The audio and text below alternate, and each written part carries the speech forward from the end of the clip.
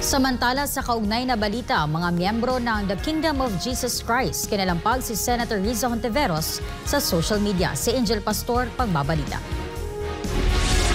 Bakbakan to. Umalma na ang mga manggagawa ng The Kingdom of Jesus Christ o KOJC sa ginawang pagdinig ni Senator Riza Hontiveros sa Senado ukol sa umano'y mga pang-aabuso sa loob ng kongregasyon na pinamumunuan ni Pastor Apollo C. Quiboloy.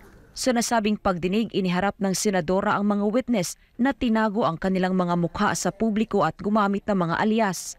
Pero kahit na itago ang mga mukha ay nakilala pa rin ito ng mga kasalukuyang miyembro na tapat kay Pastor Apollo. Nila mga testigo ni Hontiveros ay mga dating manggagawa ng KOJC na lumabas na ng kongregasyon dahil nga sa mga karumal-dumal nilang records sa loob. Kaya naman hindi makatarungang pagpapahiya kay Pastor Apollo ang ginawang pagdinig ng senadora. Ayaw nila marinig eh. Sa social media, bumuhos ang mga hinaing na mga ito kung saan tinawag nilang pambababoy sa reputasyon ni Pastor Apollo at halatang trial by publicity ang ginawa ni Hontiveros. Isa na rito si Carlo Catiil, isa sa mga ministro ng KOJC. Anong sinabi namin dyan? We dare you. Kung totoo na matibay yung ebidensya mo, kasi sabi mo, may pang-aabuso talaga. Based sa aking mga witnesses, meron talaga kaming ebidensya. So ano po ang susunod niyan? Tinuruan pa kayo ha ng aming malapason. Anong susunod na gawin? Go to court, file appropriate charges. Yung mga statement na ginawa kahapon, mapatali na lang yun.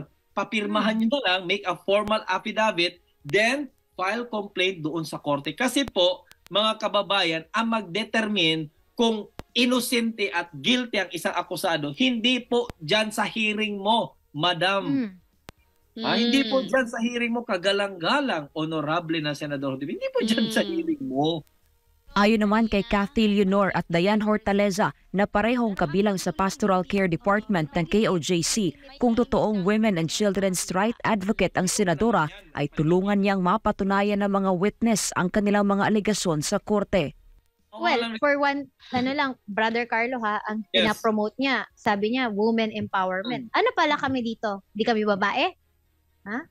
Baka Women kala niya bakla empowerment tayo. It's a matter of credibility kasi ang usapan. Ngayon, ang ginagawa nila, pinapahiya nila ang mahal nating pastor, ang bansang kaharian. Yan ang purpose kung bakit sa Senate niya dinala. Bakit? Kasi lahat control niya dun eh. Oh, bakit hindi mo dinala sa korte ngayon? Kasi wala kang control doon. Talawan. Malinaw nila na sa korte ay magiging pantay ang trato sa mga akusado at nag-aakusa dahil doon ay susukatin ang lahat base sa ebidensya. You being as a senator and champion empowering the women and the children, kasi yun ang advokasya mo ha, tulungan niyo po sila. Kasuhan po si Pastor Apollo C. Quiboloy. I-gather niyo po yung mga ebidensya. No? Doon po kayo magsampa ng kaso. May mga lawyers po kayo dyan, mga gagaling, di ba? Doon po.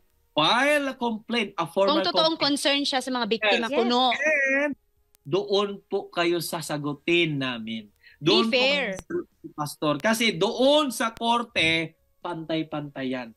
Kwestiyon naman ni Loren Santos, isa ring manggagawa ng KOJC, ang ginawang pagdinig. Tama po ba na ang Senado ang mag-iimbestiga ng mga kaso kuno ngayon ni Pastor Quiboloy? Ang Senado na po ba ang magbibigay ng verdict ng guilty or not guilty si Pastor? Trabaho na po ba ng Senado ang mag-imbestiga at maglitis ng mga kasong katulad nito? Hindi